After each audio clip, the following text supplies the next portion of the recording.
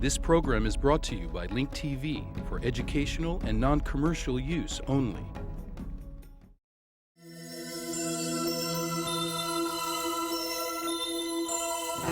Mosaic, a daily news program from Link TV, presents a selection of news reports from independent and state-controlled broadcasters from throughout the Middle East.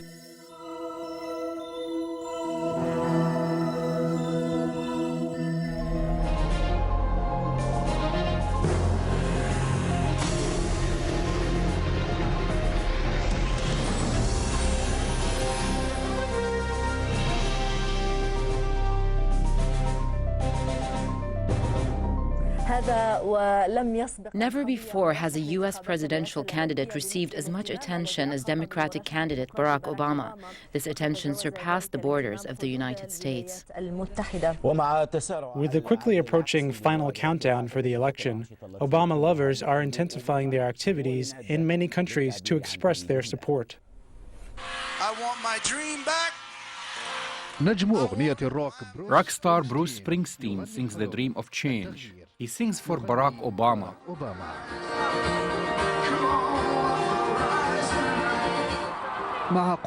As the conclusive day approaches, the excitement of Obama supporters is flaring up. Fascination with the man has reached a degree of infatuation that has surpassed the 50 states.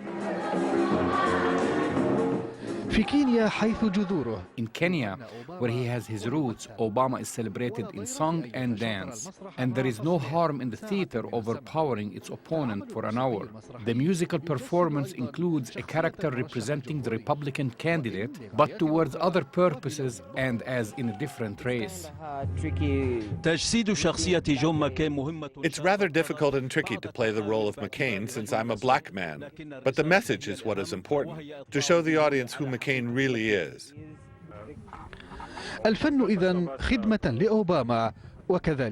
Art is in service of Obama, and so is sport. The Obama team will need more practice and accuracy, but the overtime kicks will take place there in the United States.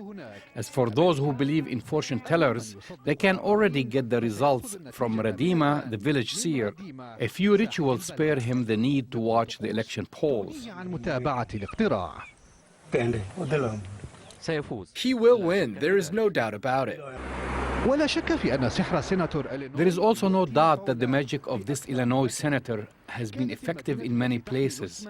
The town in Japan, which has a similar name to his, is almost ready to celebrate his possible victory. Many people here wish they could vote in the United States presidential elections, but instead of lamenting, they vote through dance and rhythm.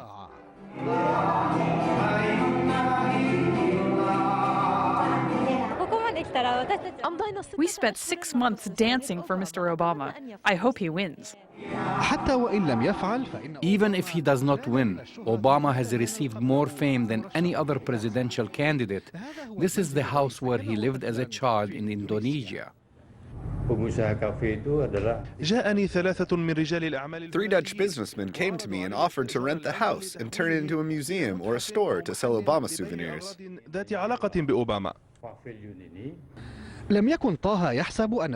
Taha never thought that the little boy whom he knew and gave little attention to would later get the attention of the world.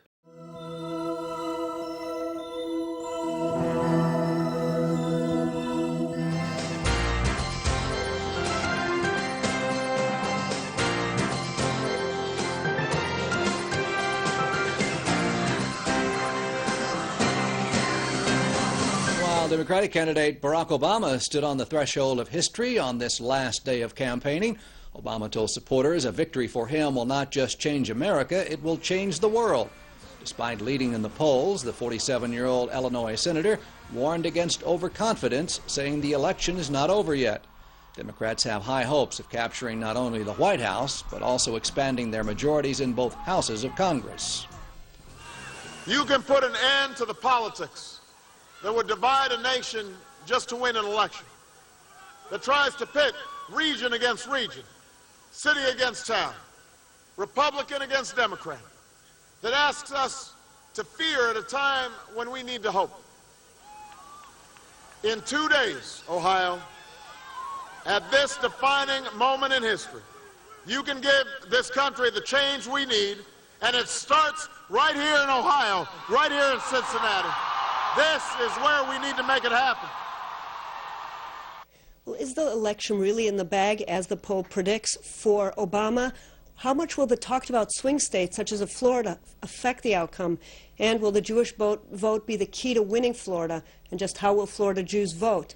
Here in our Tel Aviv studio to answer these questions and more is the former Israeli Consul General to Miami, Shai Bazak.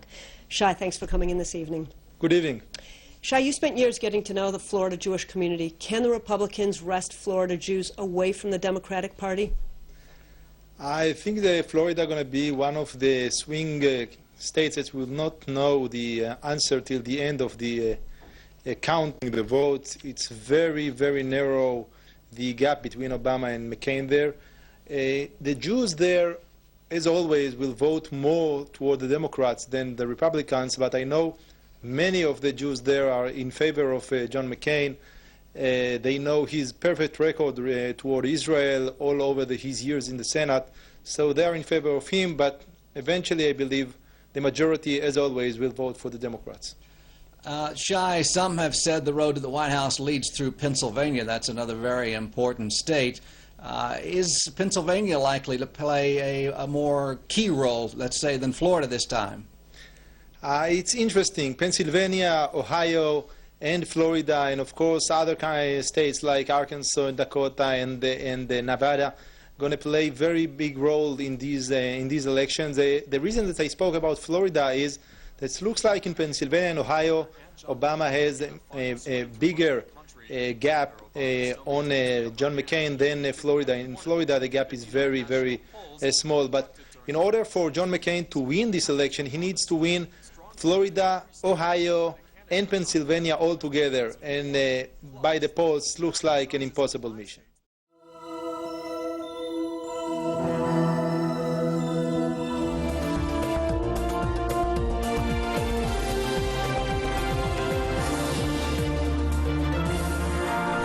Twenty-three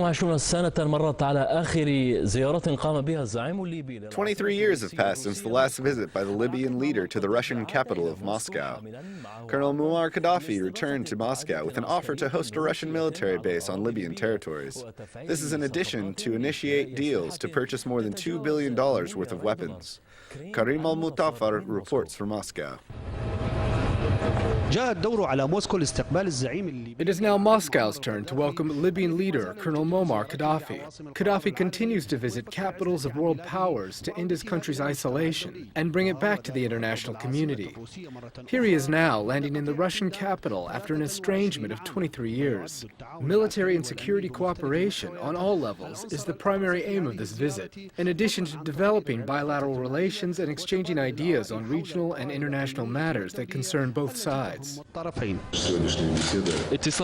This will help strengthen our relationship in various important areas, including at the levels of foreign policy and government cooperation at the UN Security Council.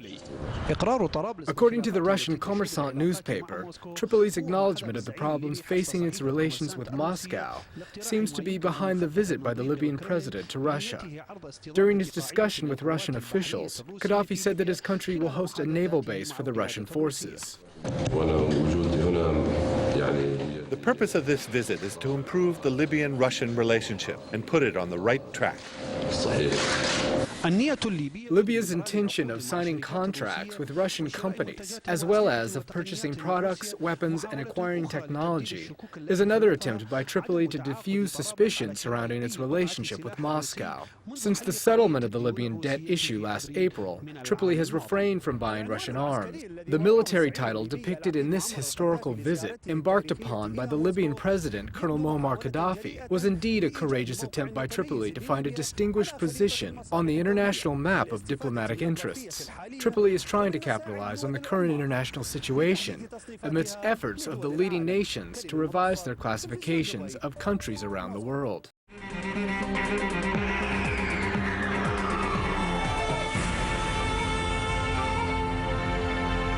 In the French city of Marseille, 43 European and Mediterranean rim nations are meeting over the next 2 days to decide on a location for the headquarters of the General Assembly of the Union for the Mediterranean. The delegations will also discuss the position of the Arab League in the peace process.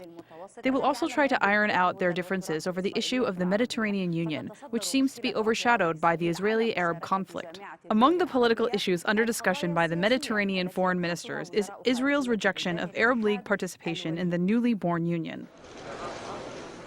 A few weeks after it was launched in Paris, the Union for the Mediterranean is facing obstacles due to administrative problems and the general situation in the Middle East, as well as Israel's rejection of Arab League participation in the Union. Israel rejects Arab League participation in long-term projects dealing with the future of the region. Israel fears that the Arab League will try to unite the Arabs. This is what Israel fears the most. Israel fears that the complete participation of the Arab League in the Union for the Mediterranean may help bring back the Arab Peace Initiative on the bargaining table, as well as widen European support for it. Israel doesn't oppose the principles of Arab League participation in the Mediterranean Union. However, there are rules governing its participation. وقد تعرض على الجامعة المشاركة الكاملة في الاجتماعات الوزارية فقط. The Arab League, which was given the status of an observer, may be allowed to participate in the ministerial meetings only. The European and Mediterranean nations will decide this week on one of the 3 cities competing for the headquarters of the General Assembly of the Mediterranean Union. The 3 cities are Tunis, Malta, and Barcelona. While Tunis failed to pack enough Arab support, it seems that Barcelona is gaining momentum.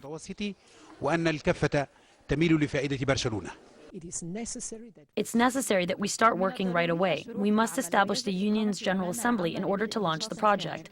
Otherwise, we will miss the opportunity. Despite the political problems facing the Mediterranean Union, 4 projects are expected to be approved in the Marseille conference. The projects will focus on the development of solar energy, as well as the development of electricity and gas networks linking Europe with the Mediterranean rim nations. In addition, the Union will seek to extend fast cruise lines by rehabilitating Mediterranean ports and developing naval and ground transit systems. Furthermore, the Union will announce the implementation of a plan to clean the waters of the Mediterranean Sea, as well as to seek and support small and medium-sized businesses and institutions. This raises questions about the sources of funding available for these projects, especially considering the current global financial crisis. It is important that the governments of the southern Mediterranean rim begin to work on plans similar to that of the European Union to combat unemployment and revive the economy in the region. Otherwise, the consequences will be dire. The Union for the Mediterranean is hosting more than 40 countries from Europe and its neighbors in the south. Solving the stalled issues in the Marseille conference is linked by a degree of consensus in the Arab position, whether over Arab League participation or Tunisia's request to host the headquarters of the Union's General Assembly.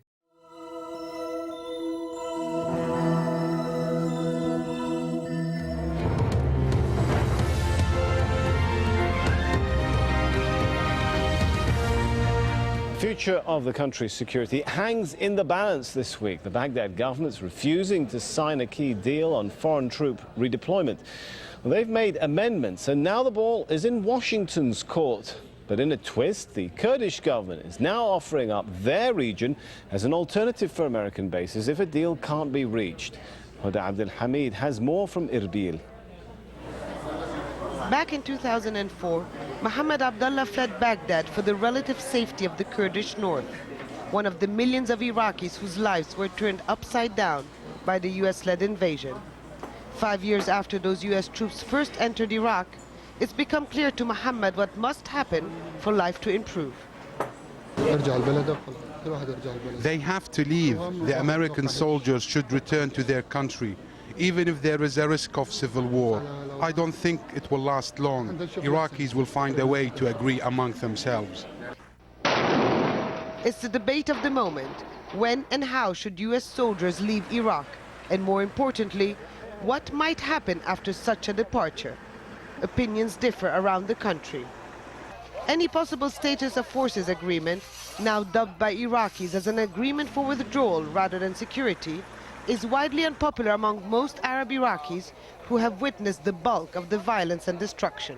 If this agreement is meant to undermine Iraq's sovereignty and dignity and deprive us of our will, then it's not acceptable. I believe Iraqis are capable of running their own affairs. It's being discussed by politicians, but no Iraqi should accept any humiliation or foreign presence on their soil. Sunni Arabs have mixed feelings about the issue. They were at the forefront of the fight against coalition troops, but with the rise of sectarianism, many now feel that any departure will create a vacuum that will be filled by Shia-led security forces, which are hostile to the Sunnis.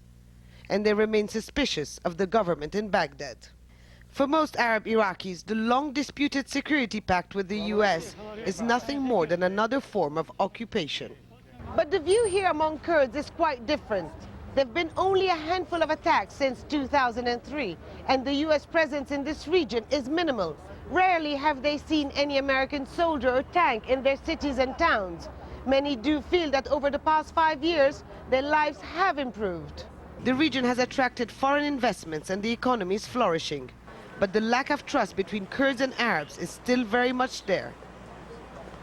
Many here, still haunted by the past, feel a continued US presence guarantees their safety. The Americans have freed us, but we are still scared of the future. Their presence makes us feel safer. With the lack of real progress on the political front that would unify the country, there is the real chance that any eventual pact that Iraq may have with the US will only divide it even more. Abdul Hamid, Al Jazeera, Erbil.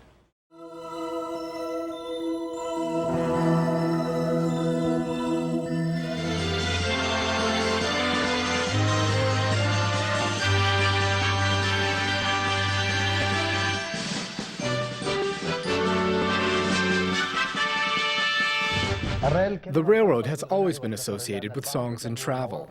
To some people, it has an extra special significance, especially when welcoming loved ones or bidding them farewell. These hours are considered the most memorable. The trains have returned to Iraq once again, especially after the improved security situation. Mohammed Salam prepared the following report. Each one of us have personal memories about the train, but we all share the joy of seeing and hearing its sound resound once more, announcing its relaunch. As for Hamad, he welcomed the train while enjoying the smell of cardamom floating over the Euphrates. Everyone can now welcome the train and the breeze it brings with it at any of its stations.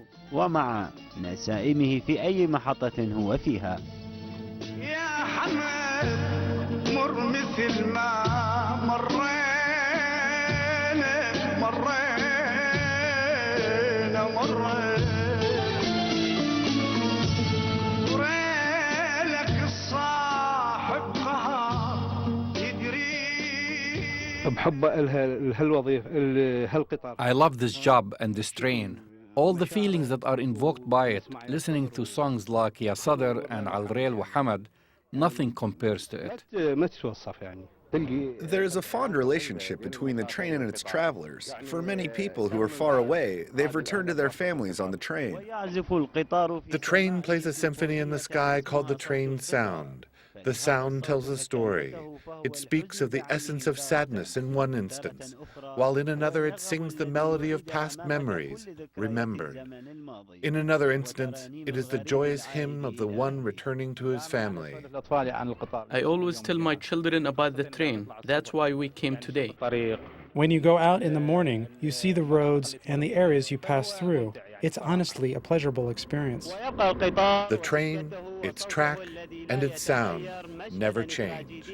The tragic tale of lovers' hearts separated by the days, a woman and a man, a mother and son, or perhaps an estranged traveler finally returning to his homeland. From Baghdad, this is Mohammed Salam, Al-Iraqiya.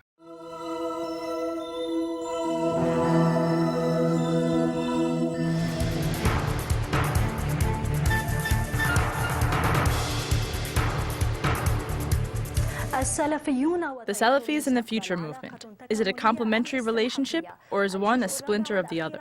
More in the fourth and final part of the special report on the Salafis in Lebanon by colleague Riyad Ubaisi.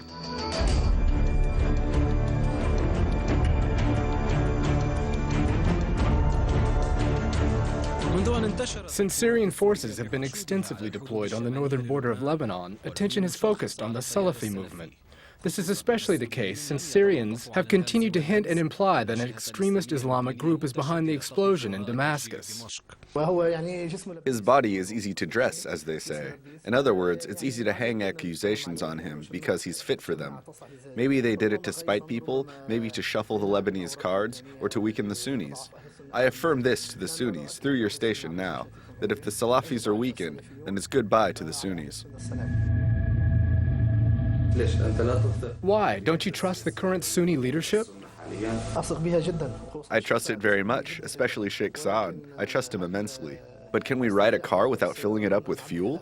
The car needs fuel, so we all complement each other.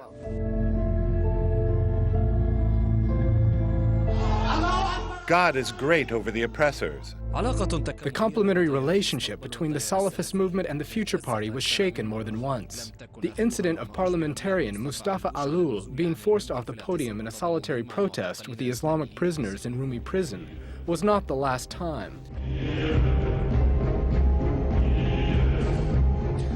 And naturally, things started shaking when it was said that the Islamic preacher, Dai al-Shahal, abandoned Fatah al-Islam.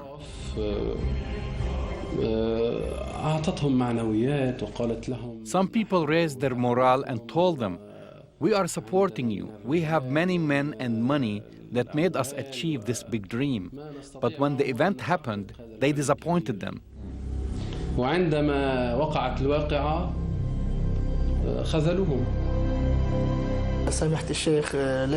The merciful Sheikh does not abandon anyone.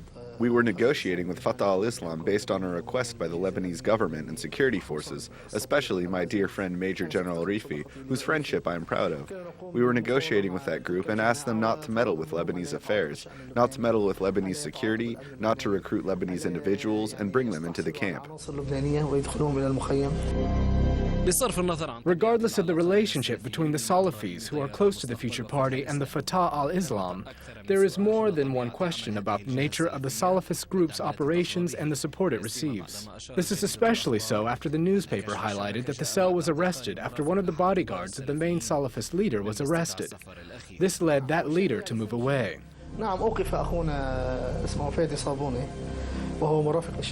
Sheikh al-Islam al-Shahal testified, yes, our brother Fadi Sabuneh, who is his bodyguard, was detained because he was carrying an unlicensed gun. I followed up on this with the security personnel. And let's assume that he was involved and was up to something. What's the problem? Let him then be held accountable. Sheikh Dai al-Islam is a well-known man. Because he's under the spotlight now, people notice when he goes away or returns. I was his friend and accompanied him for a long time.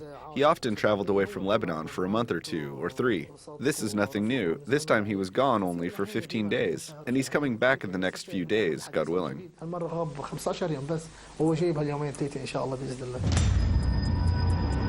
Dikmak refuses to connect between al-Shahal's travel and the recent arrests. Al-Zubi, however, has his own interpretation of these arrests.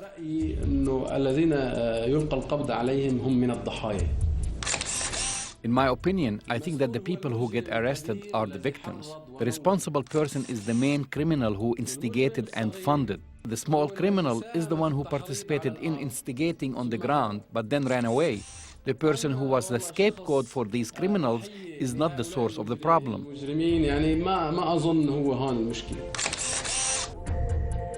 Who are the large and small criminals and who are the victims? These questions will become clearer with the coming election season. The Salafist movements working under the cape of charity organizations funded by a variety of Gulf countries has undoubtedly started to gather large electoral reserve in the north.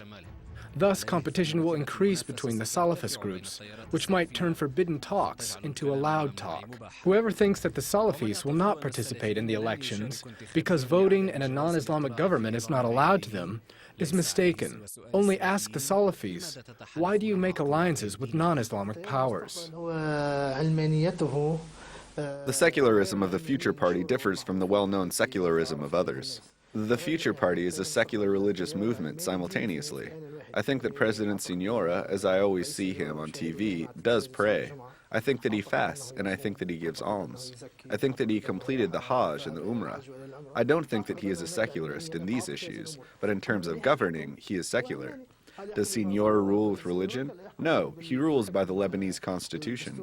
But as you know, the Future Party represents the Sunnis politically. The Future Party is not as bad as the others. It is better than others. What, should I elect the resistance instead?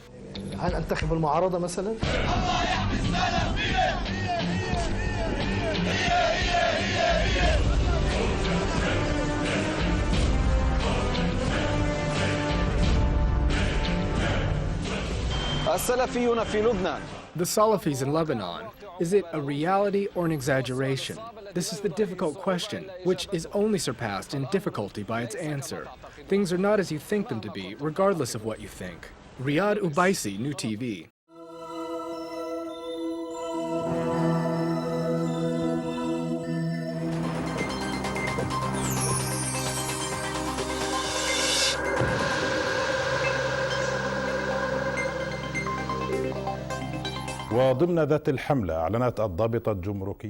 During a security campaign, Customs announced their confiscation of amounts of expired medicine in one of Yatta's hospitals. More details with our reporter Salim Abu Saleh in Hebron. تمكنت الضابطة الجمركية من ضبط كميات كبيرة من الأدوية الفاسدة. Customs confiscated large amounts of expired medicine that was stored in a hospital in Yatta, south of Hebron. This comes during the security campaign dubbed the Ishraqat al-Watan. This hospital raid is the most important result of the first day of this security campaign.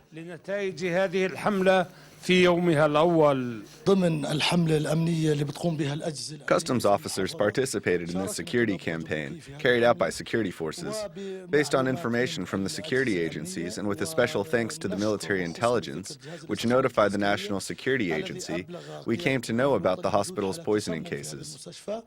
تحركنا سريعا نحن كضابطة جمركية إلى هذا المكان المذكور. A team from the customs agency moved quickly to this location and successfully managed to confiscate the large amount of expired medicine.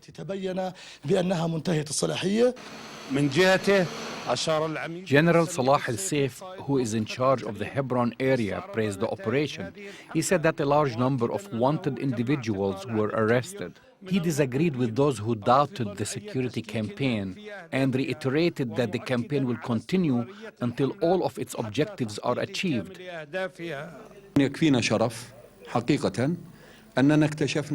We are honored to uncover such a hospital. We want to show those who doubt us that we are not against anyone in particular. We are against those who violate the law, regardless of whether they are armed groups, thieves, drug or arms dealers. We are not against any certain political group. Some are casting doubts on us. But I must thank the residents of these two cities who welcomed us on the ground. Director of the Ministry of Health in the southern West Bank, Dr. Nazih Abed, reiterated that the hospital has been operating illegally for the past 4 years. He demanded that the Attorney General carry out the necessary procedures and quickly close down the hospital. هذا المستشفى غير حاصل على الترخيص منذ سنة 2004. This hospital is unlicensed and has been operating illegally since 2004. It was contacted numerous times and warned that it would be closed if it did not obtain a license. We informed the hospital that it should close the upper floor and stop receiving patients, but it did not respond. لم يتم الاستجابة لهذا الطلب. نتوجه بكتاب رسمي. We officially demand that the Attorney General in Hebron close the hospital for failing to meet the necessary conditions. On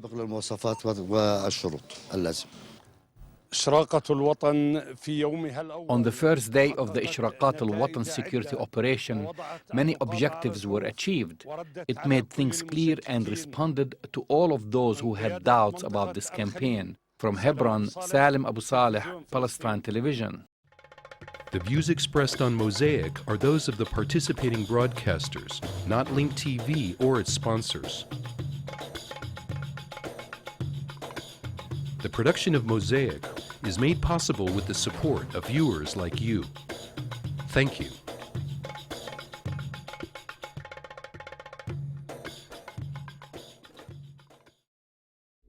This program was brought to you by Link TV for educational and non-commercial use only. Link TV is the only U.S. television network devoted to global and national news, with uncompromising documentaries and diverse cultural programs. Programs which connect you to the world.